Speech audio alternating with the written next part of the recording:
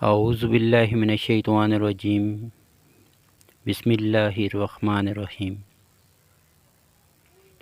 حدیث شریف ہے، ایک اعرابی پریشان حال بال بکھرے ہوئے رسول اللہ صلی اللہ علیہ وآلہ وسلم کی خدمت میں حاضر ہوا۔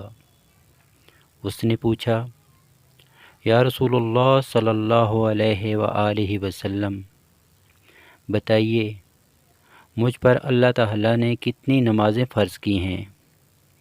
آپ صلی اللہ علیہ وآلہ وسلم نے فرمایا کہ 5 نمازیں۔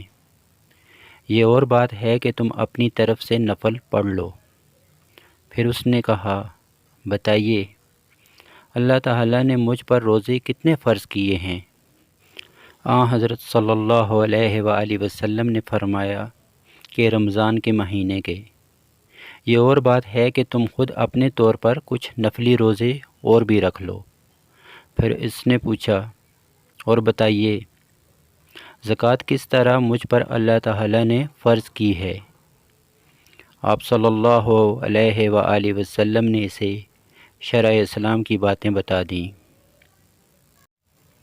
جب اس اعرابی نے کہا، اس ذات کی قسم جس نے آپ صلی اللہ علیہ وآلہ وسلم کو عزت دی، نہ میں اس سے جو اللہ تعالیٰ نے مجھ پر فرض کر دیا ہے کچھ بڑھاؤں گا اور نہ گھٹاؤں گا۔ اس پر رسول اللہ صلی اللہ علیہ وآلہ وسلم نے فرمایا، اگر اس نے سچ کہا ہے تو یہ مراد کو پہنچا۔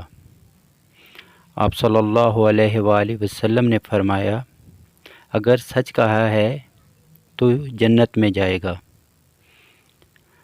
یہ صحیح بخاری شریف کی حدیث نمبر 1891 ہے۔ اللہ پاک ہمیں اس حدیث مبارکہ پر عمل کرنے کی توفیق عطا فرمائیں۔ جزاک اللہ۔